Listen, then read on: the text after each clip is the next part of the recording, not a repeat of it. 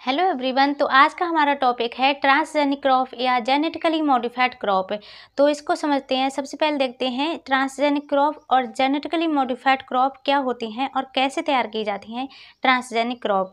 तो इसमें थोड़ा सा अंतर होता है, जेनेटिकली मॉडिफाइड क्रॉप और ट्रांसजेनिक क्रॉप।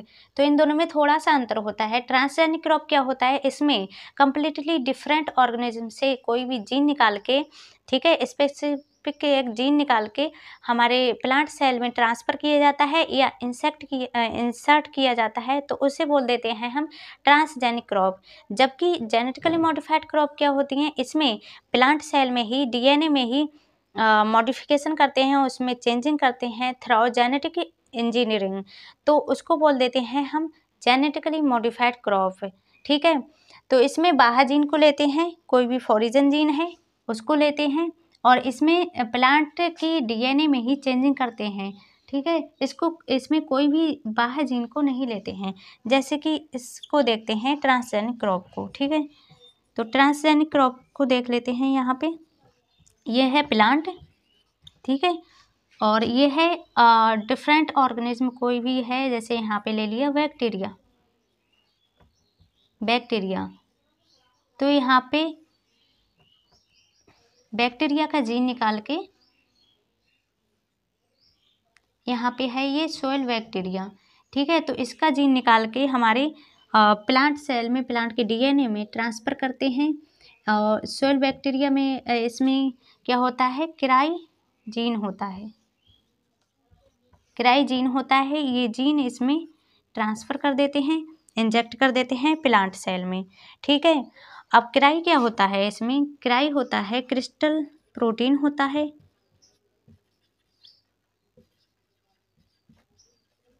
क्रिस्टल प्रोटीन होता है जो कि क्रिस्टल लाइक स्ट्रक्चर बनाता है, लाइक ऐसे क्रिस्टल लाइक स्ट्रक्चर।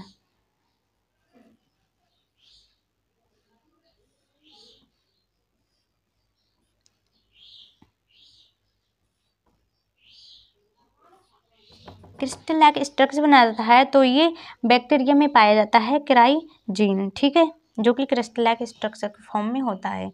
तो इससे ये जीन निकाल के हमारे प्लांट सेल में ट्रांसफ़र किया गया है, जिससे कि बीटी कॉटन जो तैयार किया गया है ट्रांसजेनिक क्रॉप, तो इसमें क्राइजीन ट्रांसफ़र किया गया है, जो कि वॉलवॉर्म के पेस्ट को कंट्रोल करता है। ठीक है, तो बीटी कॉटन हमारे इंडिया में फर्स्ट क्रॉप है जो कि कॉमर्शलाइजेशन जिसका होता है।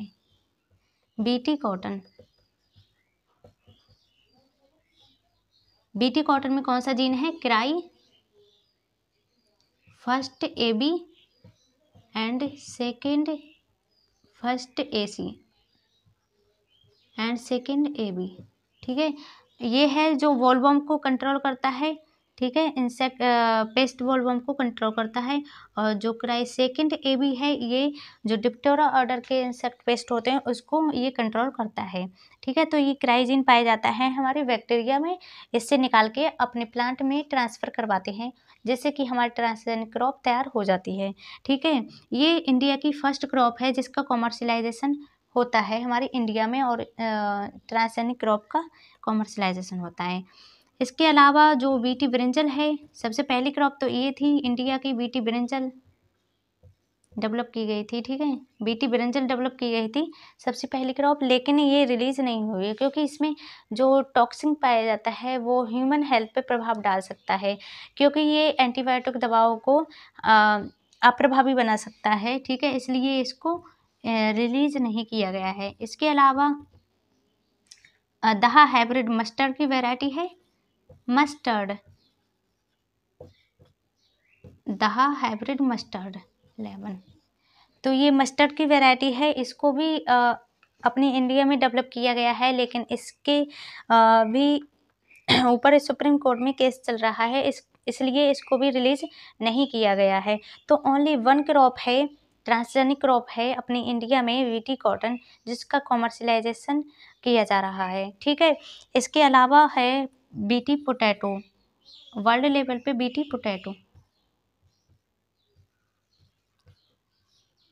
पोटैटो में क्या है, सीरम जीन ऑफ ह्यूमन।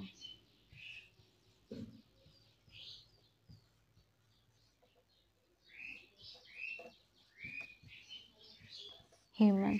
तो बीटी पोटैटो में ह्यूमन का सीरम जीन निकाल के बीटी पोटैटो को ट्रांसजेनिक क्रॉप बनाया गया है। तो इसमें इसे यूएस में अप्रूव्ड ये हो गई है, इसका कॉमर्शलाइजेशन हो रहा है। ठीक है, इसके अलावा है बीटी टोबैको। इधर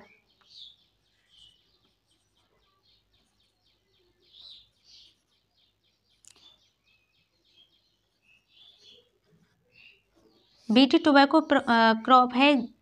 बीटी टोबैको फर्स्ट क्रॉप है जिसे चाइना में ये डेवलप है, जिसका कॉमर्शलाइजेशन चाइना में हुआ था सबसे पहले 1992 में।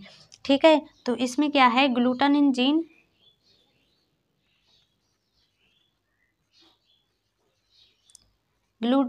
Gene off beat. तो व्हीट का ग्लूटानिन जीन निकाल के हमारे टोबैको में ट्रांसफ़र किया गया है। ठीक है, तो ये ट्रांसजेनिक क्रॉप है। ये चाइना की सबसे पहली क्रॉप है, ट्रांसजेनिक क्रॉप, जो कि 1992 में इसको रिलीज कर दिया गया था।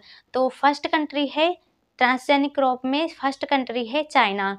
China was the first country become a transgenic crop. ठीक है, और सबसे पहली क्रॉप है इंडिया में जिसका कॉमर्शलाइजेशन हो रहा है, वो है बीटी कॉटन। तो बीटी कॉटन में क्या होता है, क्राई फर्स्ट एसी जीन होता है, क्राई सेकेंड एबी जीन होता है। ठीक है, जो कि बोलवर्म को कंट्रोल करती है। अब क्राई क्या होता है, क्राई जो होता है वो क्रिस्टल लाइक प्रोटीन होती है, मतलब क्रिस्टल लाइक स्ट्रक्चर होता है। तो क्रिस्टल प्रोटीन होती है जो कि बैक्टीरिया में पाई जाती है, बैसिलस थुरिंजेंसिस बैक्टीरिया में पाई जाती है। ठीक है, ये क्रिस्टल प्रोटीन होती है। तो वहाँ से निकाल के ये बीटी कॉटन में ट्रांसफ़र किया गया है। बीटी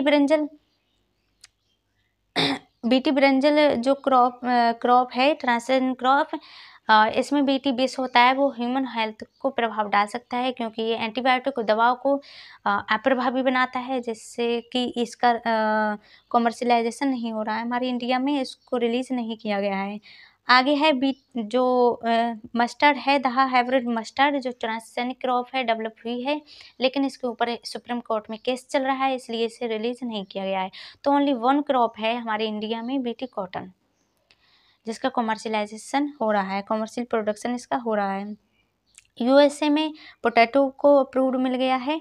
ठीक है, इसमें पोटैटो में क्या होता है, सीरम जीन होता है ह्यूमन का। तो ह्यूमन का सीरम जीन निकाल के इसमें ट्रांसफ़र किया गया है। ठीक है, जिससे कि बीटी पोटैटो बनाया गया है, आलू, ट्रांसजेनिक आलू बनाया गया है।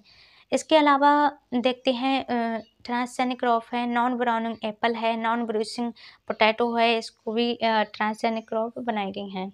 ठीक है, अब देखते हैं इसकी हानि क्या है, ट्रांसजेनिक क्रॉप की हानि क्या है, सबसे पहले ये देख लेते हैं। तो ये एक तो है कि ट्रांसजेनिक क्रॉप टाइम बहुत लेती है, मतलब बहुत साल लग जाते हैं, बहुत ही सावधानी इसमें बरतनी पड़ती है।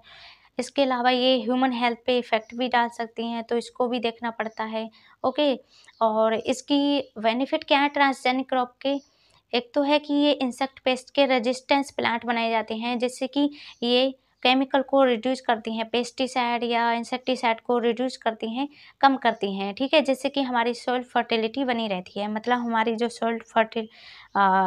सॉइल जो है वो उसकी उर्वरता बनी रहती है। ठीक है, तो ये तो इसके फ़ायदे हैं ट्रांसजेनिक क्रॉप के। ओके, और इसमें जो फर्स्ट कंट्री है, इसमें चाइना फर्स्ट कंट्री है जिसने सबसे पहले ट्रांसजेनिक क्रॉप को डेवलप किया था। ठीक है, और अपनी इंडिया में सबसे फर्स्ट क्रॉप है ट्रांसजेनिक क्रॉप बीटी कॉटन, जो 2002 में आई थी। सबसे पहले ये संयुक्त अमेरिका में आई थी 1995 में, उसके बाद 1997 में चाइना में डेवलप हुई थी, उसके बाद 2002 में ये इंडिया में आई कॉटन। ओके, जिसका सक्सेसफुली इसका कॉमर्शलाइजेशन हो रहा है। Okay, thank you.